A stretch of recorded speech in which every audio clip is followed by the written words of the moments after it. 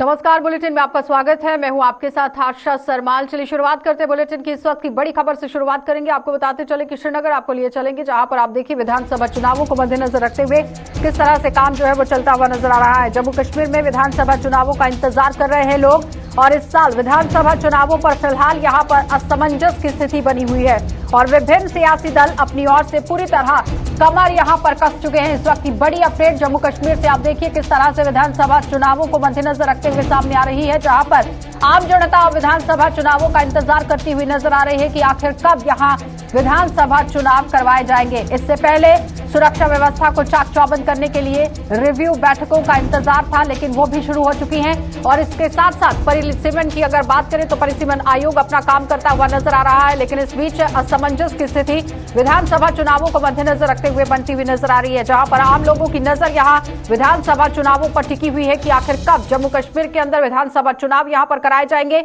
अब देखना यह होगा कि सरकार की तरफ से कब तक ये फैसला सामने रखा जा सकता है, क्योंकि हर कोई अटकलें ये लगा रहा है कि विधानसभा चुनाव बहुत ही जल्द जम्मू कश्मीर में हो सकते हैं, क्योंकि प्रधानमंत्री का दौरा 24 अप्रैल को यहां जिला सांबा के पल्ली गांव में माना जा रहा है बहुत अहम, क्योंकि यहां बड़ी घोषणा देखने को मिल सकती है। लेकिन अब यहां आम जनता पूरी तरह से काम करती हुई नजर आ रही है। वो असमंजस की स्थिति को साफ करने की कोशिश में लगी हुई है कि आखिर कब जम्मू कश्मीर के अंदर विधानसभा चुनाव कराए जाएंगे। इस साल विधानसभा चुनावों में फिलहाल यहां पर असमंजस की स्थिति बनती हुई नजर आ रही है। विभिन्न सियासी दलों ने अपनी कमर कस ली है, हर एक पार्टी अपनी पैठ बनाने की कोशिश कर रही है।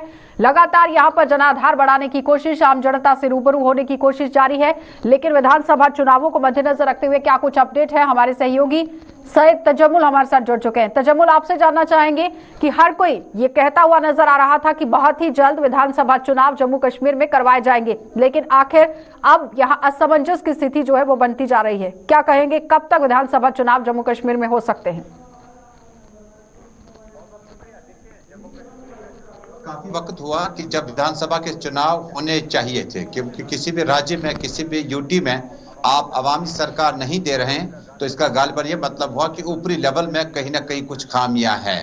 हालांकि बहुत सारे मामलात हैं, और जम्मू कश्मीर में इंतखाबात को टालने के लिए डिलिमिटेशन कमीशन का टीम और उसके बाद उनके अदवार यानी उनके दौरे जो मुकम्मल हुए, ये भी एक कहीं ना कहीं प्रेटेंस बनाया गया, जिसके बाद अब जम्मू कश्मीर में चूंकि पॉलिटिकल पार्टीज कहती है लोगों का क्या है, जनता का क्या है, उन्होंने आखिरी वक्त में किस पार्टी को वोट देंगे या न देंगे, वो तो पहले ही परेशानी तले दब चुके हैं। लेकिन सियासी लीडरान में अपनी पार्टी के सरपरस्त आला Syed Altaf Bukhari, Sajjad Gani Lone, National Conference, People's Democratic Party, Congress Party, Bharatiya Janata party, CPIM और बाकी छोटी बड़ी पार्टी, यहाँ तक कि आम आदमी पार्टी भी अब मैदानी दंगल में है। और चुनावी दंगल में आने का मतलब यह है कि अब चुनाव कब होंगे। मैं आपको समझाने की कोशिश करूंगा कि जम्मू कश्मीर में फिलहाल चुनाव नहीं हो सकते हैं। उसकी गालिबन कई एक वजूहत है। पहले परिसीमन का काम मुकम्मल होगा, 7 मई के बाद जो डिलिमिटेशन टीम है उसका प्रोजेक्ट जो है वो chief election commissioner of India को अपनी रिपोर्ट दे देंगे कि जम्मू कश्मीर में परिसीमन के बाद किन इलाकों को किन बुनियादों पर किस तरह से जोड़ा गया, तोड़ा गया। उसके बाद ठीक 4 महीने और चाहिए, यानी अगर फास्ट ट्रैक पर भी काम किया जाए तो उसके बाद 4 महीने के अंदर अंदर आपको इलेक्टोरल वार्ड्स बनाने हैं। यानी जो कॉन्स्टिट्यूएंसी में आपको समझा दूं, गांधीनगर का कुछ इलाका कट कर आरएसपुरा के साथ जोड़ दिया गया। इसी तरह से लाल चौकी कॉन्स्टिट्यूएंसी अमीरा कदल काट कर छानपुरा अलग कर दिया गया। बहुत सारी कॉन्स्टिट्यूएंसीज में नए वार्ड जो है, इलेक्टोरल वार्ड जो है, इलेक्टोरल कॉन्स्टिट्यूएंसीज जो है वो जोड़ने हैं। उसमें आशा आपको 4 महीने वक्त लगेगा। अगर आप फास्ट ट्रैक बुनियादों पर काम करेंगे तो भी आपको 2-3 महीने में इस काम को पूरा करना ही करना होगा। यानी 7 मई को परिसीमन की रिपोर्ट सबमिट होगी।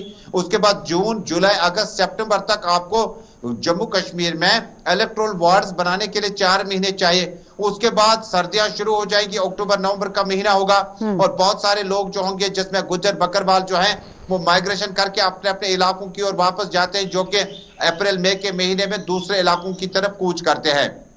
यानी साल 2022 के आखिर तक अगर चुनाव हुए तो फास्ट ट्रैक बुनियादों पर आपको इलेक्टोरल वार्ड्स जो कॉन्स्टिट्यूएंसीज बननी है उसमें आपको 4 महीने दरकार है, 2 महीने में आपको मुकम्मल करना पड़ेगा, यानी डबल शिफ्ट के अंदर। इसका गालिबन ये मतलब हुआ कि 2022 के अक्टूबर नवंबर तक फिलहाल दूर दूर तक चुनाव कराने के बारे में मुझे कोई किरण अभी तक नजर नहीं मतलब आती। सोचा ही नहीं लेकिन जा फास्ट सकता, ट्रैक बहुत बुनियाद लंबी पर प्रक्रिया है तजम्मुल। सरकारी मुलाजिम अपनी शिफ्ट में काम कर लें ये बहुत बड़ी बात है, लेकिन अगर डबल शिफ्ट में काम करना पड़ा तो एक सवालिया निशान जरूर सरकार पर भी लगेगा और सरकार के मुलाजिमों पर भी लगेगा। तो कुल मिलाकर तजम्मुल ये कहा जा सकता है कि साल के अंत तक चुनाव होना अब लाजमी नहीं लग रहे हैं।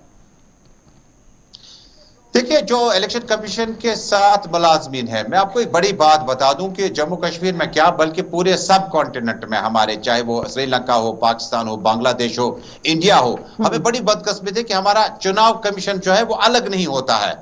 और बाकी मुल्कों में मैंने जो देखा है, जो पढ़ा है, उसमें चुनाव कमीशन में जो मुलाजमीन, जो अफसरान होते हैं, उनका 5 साल एक ही काम होता है, चुनाव कमीशन के काम होते हैं। हम क्या करते हैं आशा कि हम इन 2-3 महीनों के लिए forest department, agriculture, planning, estate और बाकी इलाकों से क्या करते हैं, हम मुलाजिमों को फौरी तौर पर इलेक्शन चुनाव के साथ जोड़ते हैं, कमीशन के साथ जोड़ते हैं, बाद में दोबारा वापस भेजते हैं। लिहाजा आपके पास टेक्निकी माहिरीन, ड्राफ्ट तैयार करने वाले लोग, आपके पास इलेक्टोरल रेवेन्यू डिपार्टमेंट को जानने परखने वाले लोग जो हैं वो इलेक्शन कमीशन के पास होने चाहिए। अब कहीं ना कहीं जो चुनाव कमीशन में मुलाजमीन है उनके मुताबिक अक्टूबर-नवंबर तक हमें बताया गया है कि जम्मू कश्मीर में हो सकता है कि चुनाव कराने के लिए आपको अपनी एक्सरसाइज मुकम्मल करनी होगी, लेकिन चुनाव कमीशन, परिसीमन और उसके बाद इलेक्टोरल वार्ड्स बनाने के लिए ठीक तजम्मुल क्या लगता है कि क्या वजह कि आखिर चुनाव जो है वो देरी से करवाए जा रहे हैं, ज्यादातर लटकाया जा रहा है? क्योंकि आप देखिए ना, यूनियन होम सेक्रेटरी जो है वो जम्मू कश्मीर के दौरे पर हैं, सिक्योरिटी रिव्यू यहां पर किया जा रहा है। अमरनाथ यात्रा को पूरी तरह से आप देखिए 30 जून की जो तारीख है वो घोषणा यहां पर कर दी गई है, लेकिन इस बीच में विधानसभा चुनावों को मद्देनजर रखते हुए कहीं ना कहीं सवालिया निशान है। देखिए, आपने बिल्कुल सही कहा, डीडीसी चुनाव कराने हो तो आपने कराए, म्युनिसिपैलिटी के श्रीनगर के मेयर आपने बनाने हो, नए लाने हो, पुराने लाने हो, आपने चुनाव कराए। कोविड-19 हो या उसके बाद पैंडेमिक में भी आपने छोटे बड़े चुनाव तो कराए, लेकिन जम्मू कश्मीर में चुनाव क्यों नहीं कराए जा रहे हैं, इसकी एक बड़ी वजह मैं आपको बता दूं। भारतीय जनता पार्टी चाहती है कि जम्मू कश्मीर में अगला मुख्यमंत्री जो है वो भारतीय जनता पार्टी से हो, क्योंकि देवेंद्र राणा, सुरेंद्र चौधरी और जितना भी नेशनल कॉन्फ्रेंस का या बाकी पार्टियों का स्टॉलवर्ट लीडरशिप कोटा जम्मू में था वो बीजेपी में जा चुका है। और उसके बाद परिसीमन में आपने इलाके अपने हिसाब से जिस तरह से जोड़ने चाहे उस हिसाब से आरोप भी लगे मुख्तलिफ पार्टियों के। अब जम्मू कश्मीर में भाजपा को कहां पे लग रहा है कि हम चुनाव नहीं कर पाएंगे, क्योंकि उन्हें लग रहा है कि अभी जम्मू स्वीप करके भी वो 25 सीटें अगर लेते हैं और उसके बाद चूंकि अपनी पार्टी का कंट्रीब्यूशन खत्ता पीर पंचाल से है, पीडीपी एनसी का है, उसके बाद 25 सीटों के बाद अगर आपने पीपल्स कॉन्फ्रेंस की हिमायत हासिल करनी है, अपनी पार्टी की हिमायत हासिल करनी है, तब भी आप हुकूमत नहीं बना पा रहे। और गालिबन जिसका मतलब यह हुआ कि आइंदा कुछ दिनों में और एक्सरसाइज होगा जम्मू से, श्रीनगर से बड़ी अहम शख्सियत जो है, हो सकता है कि आम आदमी पार्टी तो उनके समर्थन में आएगी आएगी, क्योंकि आम आदमी ने 35 से 370 की बिल को खत्म करने के सरकारी फैसले का उस वक्त इस्तेमाल किया। लेकिन तजम्मुल यहाँ पर सवाल एक दिन ये भी उठा, आम लोगों की तरफ से सवाल ये भी रखा गया कि आम आदमी पार्टी जिस तरह से जनाधार बटोरने की कोशिश कर रही है, अब हो सकता है कि बीजेपी बहुत जल्द यहाँ पर चुनाव करा दे। देखिए, बीजेपी के लिए मुझे लगता है कि आगे कुआं पीछे खाई है, जहां जितनी जल्दी हो सके इंतखाबात कराएं, क्योंकि आम आदमी पार्टी कोई आम आदमी का ये संगठन नहीं है, ये एक वेव दाखिल हुआ चाहता है पंजाब और दिल्ली में मिली कामयाबी के बाद। अब कितना असर करेगी वो बात की बात है, कहीं ऐसा ना हो कि बीजेपी का भी नुकसान हो आम आदमी पार्टी के आने से, क्योंकि आम आदमी पार्टी कोई पीडीपी नेशनल कॉन्फ्रेंस नहीं है जिसको आप मुख्तलिफ जो नाम दे दें उस नाम से पुकार सकते हैं। आम आदमी नेशनल पार्टी है, दिल्ली बेस्ड है, पंजाब में स्वीप कर चुकी है, उन्हें ज्यादा आप डरा भी नहीं सकते हैं, उनके खिलाफ केसेस भी उतने ज्यादा नहीं हो सकते हैं। लिहाजा जम्मू कश्मीर में जितना जल्दी हो सके 2022 में चुनाव होने चाहे, नहीं तो भाजपा के लिए और देर हो सकती है। चलिए तजम्मुल, बहुत बहुत धन्यवाद जुड़ने के लिए। तो फिलहाल आपने देखा कि हमारे सहयोगी तजम्मुल हमारे साथ जुड़े हुए थे, जो बता रहे हैं कि किस तरह से चुनाव यहाँ पर हो सकते हैं, लेकिन लगातार चुनावों में देरी देखने को मिल रही है। आम आदमी पार्टी भी अपना जनाधार बढ़ाती हुई नजर आ रही है और दूसरी तरफ आपने देखा कि तजम्मुल का क्या कुछ कहना था कि भारतीय जनता पार्टी के लिए लगातार दिन जो है वो अब आगे कुआं और पीछे खाई वाले बनते हुए नजर नजर आ रहे हैं, इसलिए जल्द से जल्द चुनाव करवाने की जरूरत है। आगे बढ़ जाएंगे, एक और बड़ी खबर से आपको रूबरू करवा देते हैं। लगातार आप देखिए खबरों का सिलसिला किस तरह से बदस्तूर जारी हो चुका है। अमरनाथ यात्रा के दौरान सुरक्षा व्यवस्था से यहां पर समझौता नहीं किया जाएगा और रोजाना घाटी पहुंच रही है सुरक्षा बलों की करीब 4 कंपनियां और जल्द ही हाईवे से लेकर यात्रा मार्ग पर भी इसकी तैनाती की जाएगी और दोनों आधार शिविरों पर भी मुहैया करवाई जाएगी 3 टायर सुरक्षा। इस वक्त की बड़ी अपडेट, लगातार आप देखिए 3 टायर सुरक्षा व्यवस्था इस बार करने की कोशिश की गई है और जल्द ही हाईवे से लेकर यात्रा मार्ग तक यहां सुरक्षा बलों की तैनाती कर दी जाएगी और अमरनाथ यात्रा के दौरान सुरक्षा व्यवस्था के साथ बिल्कुल भी समझौता नहीं किया जाएगा। हर आने जाने वाले पर पैनी नजर रखी जाएगी और आपको यह भी बताते चले कि यहां पर इस बार चिप्स का इस्तेमाल करने की कोशिश की गई है और जाहिर तौर पर सवाल यहां पर यह उठता है कि आखिर जिस तरह से अमरनाथ यात्रा 30 जून से शुरू होने वाली है तो कैसे वहां पर सुरक्षा व्यवस्था को आगे लेकर चला जाएगा।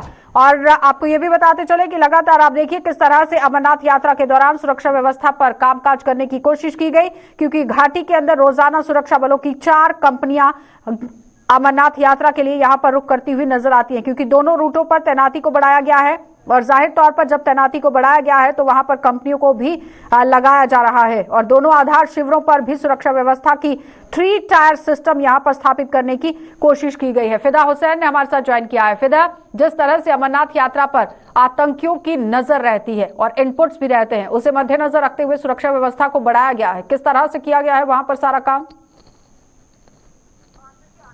देखिए आशा, अगर हम श्री अमरनाथ जी यात्रा के हवाले से बात करें, पहले कोविड था, 3 साल जो है यात्री जो है वो दर्शन नहीं कर पाए। हालांकि सरकार ने व्यवस्थाएं ऑनलाइन व्यवस्थाओं में दर्शन कर पाए, लेकिन बहुत सारे लोग जो श्रद्धालु है वो अमरनाथ यात्रा करना चाहते हैं, वो दर्शन करना चाहते हैं और अपने मंदिर लेकर जो है पहुंचना चाहते हैं। लेकिन जब कोविड की महामारी थी तो कोविड की वजह से सरकार और प्रशासन ने तब यही निर्णय लिया कि इस बार यात्रा नहीं हो पाएगी, लेकिन यात्रियों के लिए ऑनलाइन सहूलियातें रखी गई है। लेकिन इस बार काफी जोश, काफी उत्साह जो है वो देखने को मिलेगा कि 3 वर्ष छोटी बात नहीं है, 3 वर्ष के बाद जो रास्ते हैं वो खुलेंगे, जो द्वार है वो खुल जाएंगे और उन द्वारों पर एक बार फिर बम गोले और जय जयकार के नारे गूंजते रहेंगे। 1 2 3 4 बाबा तेरी जय जयकार, जब वो नारे गूंजेंगे, जब उन नारों के बीच यात्रा को आने की अनुमति जब होगी तो जोश कितना होगा, वलवला कितना होगा, ये तो हम देखते रहे यहाँ पे। लेकिन यहाँ पर सुरक्षा व्यवस्था को लेकर आपने जो प्रश्न किया आशा, वो प्रश्न जो है हर वर्ष जो है वो यहाँ पे रखी जाती है। यात्रियों को किसी तरह की कोई भी मुश्किल पेश न आए, उसके लिए Jammu Kashmir police, central reserve police और Indian army, border security force, ITBP, यानी कि सभी जो यहाँ पे उनको लगाया जाता है और यात्रियों को जम्मू से लेकर, अगर हम भगवती नगर की बात करेंगे, भगवती नगर से लेकर बालटाल और बालटाल के अगर पहलगाम रास्ते की बात करेंगे, यहाँ के लोग भी काफी ज्यादा जो है वो इंतजार में होते हैं कि कब यात्रा होगी। फिदा, ये बताइए कि जिस तरह से इस साल 6 से 8 लाख यात्रियों के पहुंचने की संभावना जताई जा रही है, इस बीच में किस तरह से पहले जत्थे को यहाँ से रवाना किया जाएगा और एक जत्थे के अंदर कितने लोगों को भेजने की कोशिश जो है वो रहेगी? देखिए जत्थे में कितने लोग होंगे, क्योंकि ये निर्णय जो है आखिरी में लिया जाता है कि किस तरह से जत्थे को आगे जाने देंगे, ताकि जो बालटाल का रास्ता और जो पवित्र गुफा का, जो पहलगाम का पवित्र रास्ता है, उस रास्ते पे ज्यादा भीड़ ना हो जाए। वहां पे जब दर्शन होते हैं, दर्शन सुबह और शाम होते हैं और दिन में जब यात्री जो है पवित्र गुफा के लिए जाते हैं, वहां पे कितना रश रहता है और वो रश जब नीचे आ जाएगा तभी उनको आगे जाने की इजाजत दी जाती है।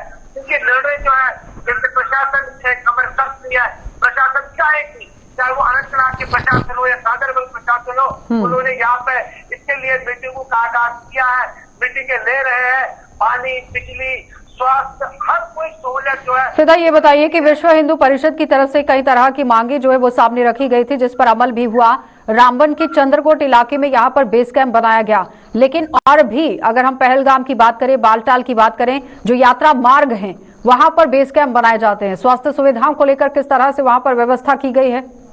देखिए बिल्कुल आशा, अगर हम स्वास्थ्य विभाग की बात करेंगे, स्वास्थ्य विभाग पहले ही वहां पे उनको पहुंचाया जाता है। क्योंकि अगर पहलगाम रास्ते की बात करेंगे, क्योंकि मैं बार बार कहता हूँ संगम टॉप सबसे बड़ा टॉप रहता है, इस रास्ते रास्ते में, चाहे वो बालताल के रास्ते से जाए चाहे आप तालगाम के रास्ते से, क्योंकि सबसे बड़ा स्टॉप जो है वो रहता है। और उस स्टॉप पे कहीं न कहीं पे जो यात्री है उनको थोड़ी सी दिक्कत आती है, लेकिन उन दिक्कतों को दूर करने के लिए स्वास्थ्य विभाग जो है चप्पे चप्पे पर अपनी टीम रखती है, ताकि किसी भी श्रद्धालु को किसी तरह के मुश्किलातें पेश न आए। चलिए फिदा, बहुत बहुत धन्यवाद जुड़ने के लिए। तो फिलहाल आपने देखा कि लगभग 8 लाख यात्रियों के पहुंचने की संभावना जो है वो जताई जा रही है, और उसके साथ ही अगर हम ये देखें कि पूरी तरह अमरनाथ यात्रा को मद्देनजर रखते हुए काम करने की कोशिश प्रशासन की तरफ से भी की गई है, और अलग अलग मार्गों पर भी आप देखिए तैनाती को किस तरह से बढ़ा दिया गया है, क्योंकि हर दिन सुरक्षा बलों की 4 कंपनियां यहां पर तैनात की जा रही हैं और आने वाले और जाने वाले सभी लोगों पर नजर रखने की कोशिश हो रही है। आगे बढ़ जाएंगे, अब आपको जिला सांबा लिए चलेंगे। जिला सांबा में आप देखिए किस तरह से फ्लोर टेस्ट वहां पर हुआ है, और फ्लोर टेस्ट में किस तरह चेयरमैन यहां पर पास हो गए हैं। फ्लोर टेस्ट में पास हुए हैं सांबा म्युनिसिपल काउंसिल के चेयरमैन, और अब से 17 में से 9 सभासदों ने अपना समर्थन इन्हें दिया है। और हाल ही में चेयरमैन के खिलाफ यहां अविश्वास प्रस्ताव लाया गया था और 14 सभासदों ने चेयरमैन के खिलाफ बगावत की थी, लेकिन अटकलें उस वक्त ये लगाई जा रही थी कि क्या सभासद यहां चेयरमैन के साथ जाते हुए नजर आएंगे या नहीं। अगर फ्लोर टेस्ट यहां पर फेल हो जाता तो जाहिर तौर पर एक बार फिर से यहां पर मुश्किल का समय खड़ा होता हुआ नजर आता, क्योंकि ये सारा खामियाजा आम जनता को भुगतना पड़ रहा है, क्योंकि आम जनता ने इन सभी नुमाइंदों को जिताकर अपने सामने बिठाया है। लेकिन जब विकास के काम करने की कोशिश की गई या फिर काम करने का समय आया, उस वक्त यहां पर अविश्वास प्रस्ताव सामने रख दिया गया, जिसमें 17 सभासदों ने मोर्चा खोल दिया था। और अटकलें ये लगाई जा रही थी कि 17 में से 14 जो है वो चेयरमैन के खिलाफ हैं, और अगर अविश्वास प्रस्ताव में यहां पर ये फेल साबित होते तो जाहिर तरीके से एक सवालिया निशान जरूर एक बार फिर से म्युनिसिपल काउंसिल सांबा के अंदर लगता हुआ नजर आता, क्योंकि इससे पहले यहां पर जिला कठुआ में भी इसी तरह से काउंसिल के अंदर कश्मकश का माहौल बना हुआ था। लेकिन अब जिला सांबा के अंदर जो कश्मकश का माहौल था वो कहीं ना कहीं खत्म होता हुआ नजर आया है, क्योंकि फ्लोर टेस्ट में यहां चेयरमैन पास हो गए हैं। इसी पर ज्यादा जानकारी के लिए ऋषि खजूरिया हमारे साथ जुड़ चुके हैं। ऋषि, सवाल यहां पर यह है कि हर कोई इसी पर नजर अपनी गड़ाया हुआ था कि आखिर फ्लोर टेस्ट में क्या होगा। चेयरमैन पास तो हो गए, लेकिन क्या आपस की जो तनातनी थी, आपस में जो रोष था वो खत्म हुआ है? देखिए, बड़ा अटपटा सा लग रहा है। आपको बता दें कि जैसे सांबा म्युनिसिपल काउंसिल में 2 दिन पहले यहाँ के प्रेसिडेंट पवन कोहली के खिलाफ अविश्वास प्रस्ताव जो वो लाया जाता है, जिसमें टोटल 17 पार्षद, लेकिन 17 में से 14 जो पार्षद थे वो अगेंस्ट थे यहाँ प्रेसिडेंट के। और उसके बाद मैंने आपको पहले भी अपडेट किया था कि यहाँ पर कहीं ना कहीं मध्यस्थता का भी दौर जारी है, क्योंकि भाजपा के खेमे से यहाँ के प्रेसिडेंट है, तो भाजपा भी जोड़ तोड़ में लगी हुई थी किसी तरह से पार्षदों को मनाया जाए। और वो प्रेशर लगातार बताया जा रहा है कि अभी भी जारी था, और इसमें से बताया जा रहा है कि 14 में से जो 9 पार्षद है वो प्रेसिडेंट के फेवर में आ चुके हैं। यानी फ्लोर टेस्ट की प्रक्रिया अभी होनी थी, लेकिन जिन्होंने यहाँ पर अविश्वास प्रस्ताव खिलाफ लाया था प्रेसिडेंट के, उन्होंने ये जो अविश्वास प्रस्ताव है उसे विथड्रॉ कर लिया है। यानी 9 जो पार्षद है वो फेवर में आ चुके हैं यहाँ प्रेसिडेंट के। तो अब कहीं ना कहीं जो मध्यस्थता का दौर था वो ऐसा लग रहा है कि जो जारी था उसमें कहीं ना कहीं सक्सेस जो वो मिली है यहाँ के प्रेसिडेंट को। और ऐसा लग रहा था कि यहाँ पर एक नया चेहरा आएगा, हालांकि कुछ नाम भी सामने आना शुरू हो चुके थे, लेकिन राजनीति है, राजनीति में जोड़ तोड़ तो किया जाता है, और उसी के चलते यहाँ पर बताया जा रहा है कि कई सारी बातों पर सहमति जताई है। और प्रेसिडेंट ने तो यहाँ तक भी कहा कि हम मिलकर काम करेंगे, जो गलतियां हुई है उसे सुधारने का मौका जो मिलना चाहिए। इस तरह की कई सारी बातें जो वो सामने आई है, और उसके बाद ये मोहर जो वो दोबारा से पवन कोहली के। लेकिन ऋषि, सवाल यहाँ पर यह है कि एक बार फिर से मोहर तो लगा दी गई आम लोगों की तरफ से, वो तो पहले ही लगाई गई है, लेकिन अब मोहर यहाँ पर सभासदों की तरफ से लगाई गई है। क्या लगता है कि आपसी सहमति से अब आम जनता का विकास कर पाएंगे ये लोग? देखिए, आपसी सहमति की जब बात आती है तो वो हम म्युनिसिपल काउंसिल के अंदर जो वो देख रहे हैं कि आपसी सहमति हुई है, लेकिन लोगों ने ये भी आरोप लगाया है कि कहीं ना कहीं संविधान का उल्लंघन भी किया जा रहा है। जिस तरह से एक प्रक्रिया लाई गई, अविश्वास प्रस्ताव जब लाया गया तो एक कॉपी डीसी सांबा को भेज दी गई, एक copy director urban local bodies को भेज दी गई, एक सीओ को भेज दी गई। तो क्या ये जो कॉपी जारी की गई थी तो उसके बाद कोई कानून नाम की भी कोई चीज होती है, बिना डीसी की कंसेंट के किस तरह से ये दोबारा से इस चीज को विड्रॉ किया गया, इसके ऊपर सोच विचार करने की जरूरत है। लेकिन क्या कुछ इसके ऊपर कारण है, टेक्निकल क्या रीजन है, ये तो हम भी कोशिश करेंगे, यहाँ प्रशासन से भी बातचीत करेंगे। लेकिन ओवरऑल आपको बता दें कि मतलब सिर्फ और सिर्फ स्थिति को सामान्य करने की कोशिश की गई है। कश्मकश का माहौल अभी भी अंदर से जारी है लगातार। बहुत बहुत धन्यवाद ऋषि जब पूरी बातचीत के लिए। तो फिलहाल आपने देखा कि ऋषि खजूरिया हमारे साथ जुड़े हुए थे, जो बता रहे हैं कि किस तरह से कश्मकश का माहौल यहाँ पर काउंसिल के अंदर बना हुआ था, लेकिन कहीं ना कहीं यहाँ पर आपसी सहमति दिखाने की कोशिश तो की गई है, लेकिन अंदर क्या कुछ चल रहा है ये कोई नहीं जानता है और वो समय बहुत बखूबी यहाँ पर दिखाएगा। आगे बढ़ जाएंगे, एक बार फिर से आपको महंगाई के हवाले से खबर दिखा देते हैं, क्योंकि महंगाई लगातार बढ़ती जा रही है। और अब आप देखिए नींबू के जो दाम हैं वो किस तरह से बढ़ रहे हैं। आसमान पर दाम पहुंचने से सख्ते में यहाँ पर आम लोग पहुंच गए हैं और जम्मू में 200 रुपए प्रति किलो के हिसाब से नींबू बिक रहा है। और महंगाई के चारों ओर हाहाकार की वजह से सरकार से राहत की आम जनता अब आस लगाकर बैठी है कि सरकार इसमें हस्तक्षेप करेगी और महंगाई को कम करने के लिए कदम उठाए जाएंगे। लगातार विपक्ष भी सरकार को घेरता हुआ नजर आया है, जिसमें कांग्रेस पार्टी पूरी तरह से लामबंद देखी गई है केंद्र सरकार के खिलाफ, जो महंगाई का मुद्दा उठाती हुई नजर आई। और पूरी तरह आप देखिए आम जनता भी अब अपील करती हुई और सख्ते में आती हुई नजर आ रही है, क्योंकि 200 रुपए किलो यहाँ नींबू जो है वो पहुंच चुका है। तो जाहिर तौर पर एक नींबू जो है वो 200 रुपए पहुंचता है तो बाकी की जो सब्जियां हैं या सामान है उसका जो रेट है, कीमत है, वो कहां तक पहुंची है, ये बहुत बड़ा सवाल यहां बनता हुआ नजर आ रहा है। और आम जनता से अगर बात की जाए तो उनका साफ तौर पर कहना है कि आम जनता को काफी परेशानियां यहां पर झेलनी पड़ रही हैं। रिपोर्टर के पास चलेंगे, लेकिन उससे पहले आम जनता क्या कुछ कह रही है जरा वो सुन लीजिए। ये नींबू की ही बात नहीं, हर फील्ड में बढ़ गई है।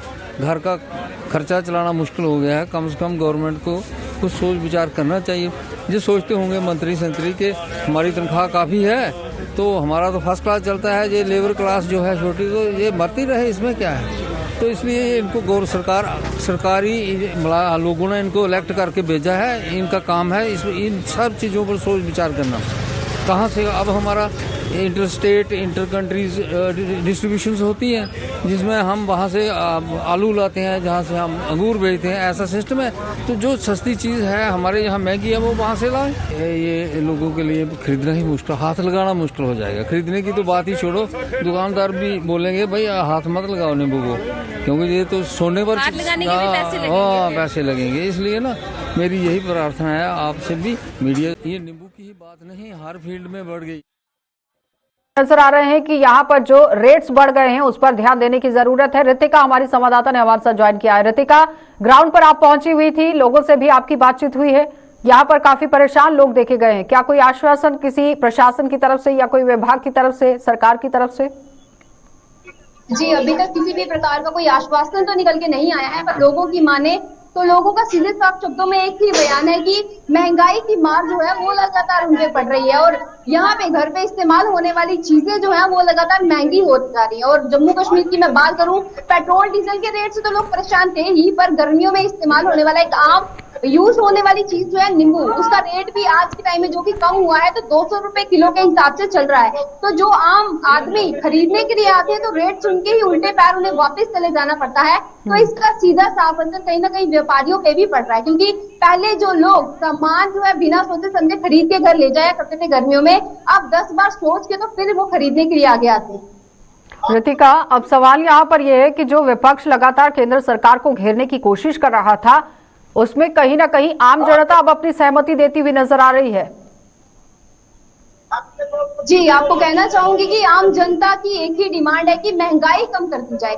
अब महंगाई जो है कम होने का नाम नहीं ले रही, तो विपक्ष को मौका मिल गया है कि सवालिया निशान जो है वो लगातार प्रेजेंट गवर्नमेंट पे वो बनाए हुए हैं, क्योंकि महंगाई से हर कोई परेशान हो चुका है। तो सब्जी तो घर पे इस्तेमाल होने वाली बहुत ही आम चीज है, तो ऐसे में इस महंगाई का असर आम लोगों पे और साथ साथ व्यापारियों पे भी सीधे साफ शब्दों में पड़ रहा है। चलिए रितिका, बहुत बहुत धन्यवाद जुड़ने के लिए। तो फिलहाल आपने देखा कि रितिका हमारी संवाददाता हमारे साथ जुड़ी हुई थी, जो ग्राउंड पर रिव्यू करती हुई नजर आई कि किस तरह से महंगाई लगातार ग्राउंड पर बढ़ती जा रही है और आम जनता यहाँ पर अपील कर रही है सरकार से कि महंगाई में यहाँ कमी की जाए, कटौती की जाए। लेकिन फिलहाल देखना ये होगा कि कब तक ये आम जनता को राहत यहाँ पर मिलेगी। बुलेटिन में इतना ही। देश और दुनिया की खबरों के लिए आप बने रहिए गुलिस्तान न्यूज के साथ।